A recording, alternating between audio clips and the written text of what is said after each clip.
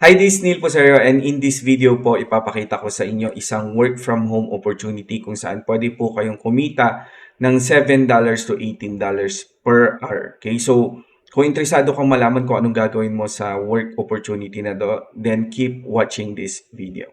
Nandito po tayo again sa upwork.com if para po doon sa mga gustong makita na po agad itong job listing, pwede po kayong pumunta sa Upwork and i-search nyo po Digital Product Manager NVA. Okay? And nandyan din po yung link sa baba. Okay? Napakaganda po to, posted kahapon lang and pwede kahit na sino mag-apply kasi worldwide. And konti pa lang po nag-a-apply guys, oh. Less than 5 to 10 yan. So, usually pag ganyan, yung mga dalawa, tatlo pa lang yan. So, kung interesado ka dito, if may mga knowledge ka about Etsy in particular, about e-commerce, then pwedeng-pwede ka po dito. Okay? Pero kung ang experience mo is Shopify, eBay, or Amazon, mga ganon, hindi masyadong, hindi Etsy in particular, try mo pa rin mag-apply. Kasi usually, depende pa rin yan sa pag-a-apply mo sa cover letter mo, sa interview, ganun. Minsan kahit yung experience mo hindi specific sa hinahanap ni client, pwede niyang i-push. Okay? So, kung wala ka namang experience sa pagiging VA or sa Etsy or e-commerce, then keep watching this video po kasi maya-maya ipapakita ko kung paano ka magiging makakapag-start working from home and maging VA and maging kumita rin working from home. So anyways, i-discuss po natin kung anong gagawin or ano yung hinahanap ni client. Okay? So, ang hinahanap po ni client is Digital Product Manager. Okay? NVA. And basically, ang gagawin mo is i-maximize mo or i-optimize mo yung visibility ng store and products. Kasama dyan, syempre, SEO optimization, yun nga, magpa-product listing ka, gagawa ka ng mga products, description, and so on and so forth. And syempre kasama din dyan ang keyword research. Okay? So walang sinabi si client na ikaw mismo yung gagawa ng product. Basically, ikaw lang yung mag-optimize na mga listing. Siguro si client ang gagawa ng product and ikaw lang yung parang magpo-post ng mga product listing pero dapat optimize, sabi niya. Yun yung magiging work mo. Okay? So tingnan natin kung paano gawin yan. Again, nandito po tayo sa website ng Etsy. Para po dun sa mga hindi nakakaalam po sa Etsy, isa po siya sa pinakamalaking e-commerce store sa US. Okay? So, kilala siya sa mga handmade product, custom products, mga damit. Pero sikat din po sila sa digital products. Kasi ang hinahanap ni client is Digital Product Manager. Okay? NVA. Okay? So, tingnan natin yung mga ilan sa mga digital products para mag-idea po kayo. Okay? So, usually mga digital planner siya eh. Ba't ba parang nabubulol ako ngayon? Okay. So, mga ganyan. Ngayon ito po yung mga digital products, yung mga digital planners. Yung mga digital planners po, para po dun sa mga hindi nakakaalam, parang ano po yan? Health planner, parang gano'n. Parang itatrack mo yung mga pag-exercise mo, yung mga diet mo, yung mga daily na nagagawa mo, mga gano'n. To-do list planner. Okay? Pero hindi lang po puro planner. Meron din pong mga, ano pa ba? Stickers, yan. May mga bumibili rin po na mga ganyan. Hindi kasi ni-specify ni client kung anong klaseng planner po or anong klaseng digital products yung papagawa niya or binibenta nila rather. So, mga ganyan po yung mga stickers. Nandyan din po yung mga graphics. Okay? Pero ang maganda po dito, hindi ikaw yung gagawa nung mga digital products. Okay? So, kasi although hindi masyadong mahirap yun, medyo time consuming po talaga pag gano'n. Anyways, okay, mag-sample po tayo ng mga pwedeng pagawa sa inyo ni client. So, para mapaghandaan nyo rin if na-design yung mag-apply. So, halimbawa, ang ganda nito. Okay, so try natin. Notion planner siya. I-try na lang natin iba. Hanap tayo. Ito. Okay? So, halimbawa ganito. Okay? Basahin natin ulit yung gusto ni client. Gusto niya Etsy store setup and SEO optimization specialist. So, plano rin pala ni client na magtayo kayo ng maraming store. Okay? So, basically, optimize product titles, tags, implementing strategies, and description. Okay? So, yun. So, basically, again, ito po ang gustong pagawa sa inyo ni client. Kailangan yung ilalagay mo diyan na mga title, hindi yung parang inimbento mo lang. Kailangan magki-keyword research ka para mahanap mo yung mga pinaka-importanteng keywords or pinaka-effective na keywords na ilalagay mo dyan. Ayusin mo kung ano yung pinakaunang ilalagay mo. Tulad nito, that girl planner. Okay, tapos undated digital planner, iPad planner. Dapat marunong ka sa pagkakaayos-ayos kung alin yung unahin mo. So nasa keyword research po 'yan. Malalaman mo 'yan sa keyword research. Pero kung medyo familiar ka, ganun po yung sa paggawa ng title sa Etsy. Okay? Sabi rin niya yung paggawa po ng mga tags. Hindi lang po makita yung tags pero pag gumagawa ka po ng product listing, may option po doon na maglalagay ng tags. So, very important din yon. Yung tags kasi parang secondary, ano po siya, title. So, very, very important din yung mailalagay mong tags para pag may nag-search, lalabas kayo sa first page dito. Ito yung mga first page. Yan. Yan yung gusto ni client. Okay? And, ano pa ba? Description. Yun, sabi ni client din. Kailangan maganda yung description. Okay, so medyo pwede na. Pwede na itong description na nakita natin. Pero ang medyo siguro may improve ko dito is mas maganda na ilagay na lahat ng pwedeng itanong ni client, okay? Or ni customer. Kasi wala akong nakikita may how to use pala. Pero hindi, mas maganda sana kung nilagyan niya ng parang separator para madaling basahin ng mga buyers, mga customer. So anyways, maganda naman yung pagkakagawa niya. Yun lang yung pwede mong ma-improve ng konti. And finally, okay, gagawa ka ng mga mock-ups. Ito po yung tinatawag natin na mock-ups or product images. Okay, so yan. Ayan, gagawin mo po lahat to. Okay, so if familiar ka po sa Canva lang din po ito ginagawa.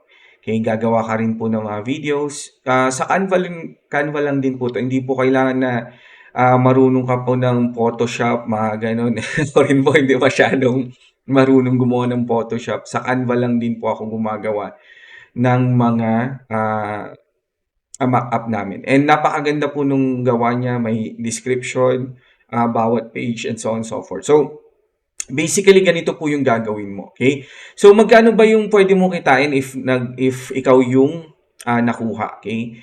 And $18, okay, times 55 po, times 40. So, weekly, almost 40,000 pesos.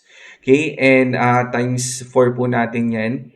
158,000 pesos yung pwede mo pong kitain every single month. So, kung hindi ka naman po masyadong magastos na tao or 2 o 3 pa lang po yung anak mo, pwedeng-pwede na po yan. Kaya makakaipon ka na po ng malaki dyan while enjoying your life pa. Kung single mom ka, single dad ka, nasa bahay ka lang po, pwede mo pong alagaan yung mga anak mo while kumikita po ng ganyan kalaki. Hindi mo na po kailangan mag-abroad, iwan yung anak mo, hindi mo sila makitang lumaki. And magsisi ka na naiwan mo sila and so on and so forth. Pero wag naman po sana. Kaya ako nga po ginagawa itong pagpo-promote po ng ating course and pinapakita sa inyo na maraming ibang pagkakakitaan para hindi nyo na po kailangan lumayo. Okay? Napakaganda po na kasama po natin yung mahal natin sa buhay. Or kung wala naman po tayong pamilya, enjoy natin yung sarili natin, di ba? Gawin natin yung gusto natin, mag-gym tayo, punta tayong dagat, punta tayong Boracay, araw-araw tayong mag-Starbucks. Nasa atin na yan, okay? Ito guys, ino-offer ko lang dahil napakaganda po talaga ng kitaan working from home. Hindi nga lang familiar yung ibang tao sa atin. So, ito ipinapakita ko po sa inyo. Yun, anyways, napakwento na naman si Sir Neil. Anyways, yan po yung pwede mong kitain. So, if medyo familiar ka po sa mga binanggit ko kanina, pwede ka pong mag-apply dito. And wala pa po nag-a-apply. Pag ganyan po ang sinasabi ni Upwork, isa o dalawa pa lang yan. Okay? Lalo na wala pa ini-interview si client. So, ito yung chance mo para mag-apply. If wala ka naman pong alam sa pagiging VA, lalo na sa pagiging Etsy VA or e-commerce VA or wala ka idea about working from home pero medyo interesado ka po na mag-work from home. Okay? So, gumawa po ako ng course po. Okay? And dito po sa course natin, ituturo ko po lahat ng kailangan mong malaman para maging successful kang HCVA or VA or nag-work ka from home. Katulad na lang po ng sinabi ni client, gusto niya na SEO, optimize keyword research, product listing, crafting, description, and so on and so forth. Okay, so nandito po yan. Parang nabasa po ata ni client yung yung course description natin. Joke lang, joke lang. Anyways, dito po sa Module 3, ayan, i-discuss po natin importance ng Etsy, SEO, and pag-uusapan natin po yung iba't ibang SEO tools. Okay, so malalaman mo yung gagamitin mo mga tools and kung paano sila gamitin. Okay? And sa Module 4 naman, Product Listing Optimization. Yan, pag-uusapan po natin dyan yung tamang paggawa po ng title, description, tags, and paggawa po ng magagandang mock-up. So, yan din po yung nabanggit ni client, di ba, kanina. And digital product manager po yung hinahanap ni client, di ba? Meron din po tayo niyan, becoming a digital product expert. Okay? So, pati pagiging digital product in case na tanungin ka ni client if marunong kang gumawa ng mga digital products, yes na yes ang sagot mo. So, nandyan din po yan. Okay? Lahat halos ng klase ng digital products, matututunan mong gawin dyan. Alright? So, hindi lang po yun. Hindi ko lang po kayo bibigyan ng knowledge, hindi ko lang po kayo bibigyan ng skills. Okay? Tuturuan ko pa po kayo maghanap ng mga ganito kagagandang clients po, okay? Hindi lang hanapin, kundi tuturuan ko po kayo kung paano sila i-approach, okay? Paano gumawa ng mga resume, paano gumawa ng mga online portfolio, and so on so forth po, okay? And once nakahanap ka na ng ganito kagagandang client, hindi lang po yon dahil tuturuan pa po kita ng kung paano paano ka makapasa sa interview, okay? Lahat ng possible na questions na pwedeng itanong ni client nandyan po sa ating module 10. So, masasagot mo lahat ng possible na itanong niya. Okay? And kung ayaw mo naman pong magpa-interview, ganun-ganun, gusto mo ikaw yung nag-approach sa mga client mo, meron din po tayong strategy on how to find unlimited clients. Kung medyo naliliitan ka sa, ilan ba yung sahod natin dito? Medyo nalilitan ka sa 160,000, gusto mo 320,000, pwedeng-pwede naman po, okay? Meron po tayong paraan para makahanap ka ng unlimited clients, okay? And hindi pa po natatapos dyan dahil gusto ko po talaga, once natapos mo yung course, isa ka na po talagang ganap na account manager. Ang isang account manager po, minamanage na yung buong store and malaki po talaga ang sahod dyan. Okay? So, kasama rin po dyan ang mga on-the-job training worksheet po. Okay? So, ibig sabihin niya, hindi ka lang po magkakaroon ng knowledge, kundi meron ka pong actual application na mga natututunan mo. Kung talaga bang naiintindihan mo yung natutunan mo. Okay? And itong mga pinapagawa ko pong worksheet, yan din po yung ginagawa ng aking team. So, ibig sabihin po niya, mayroon kang actual experience. Pag tinanong ka ni client, can you make a planner? Yes, sir. How many do you want? Mga ganun ang sagot mo. Okay? How do you usually do your product titles? Mga ganun. Pag tinanong ka sa interview, I do it by doing the keyword research properly. This is how I choose which keywords comes first and which will use on the tags. Mga ganun ang sagot mo. Tuturuan mo pa si client kung paano mo gagawin yan. Okay?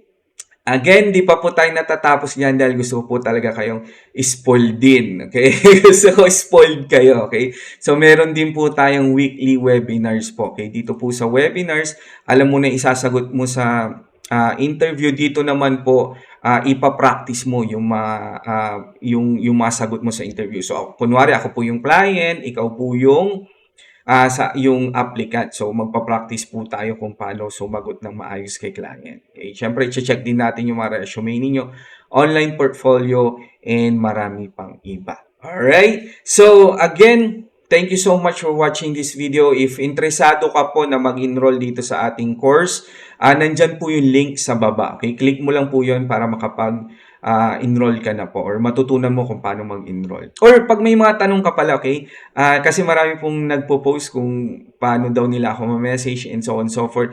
If may mga tanong ka po pala, pwede mo po akong i-message sa Facebook. Search mo lang po Neil Puserio. Okay? And magre-reply ako as soon as possible. Okay? So again, thank you so much for watching this video. This is Neil Puserio. Have a great day po and God bless po sa ating lahat. Right, so thank you. Bye-bye.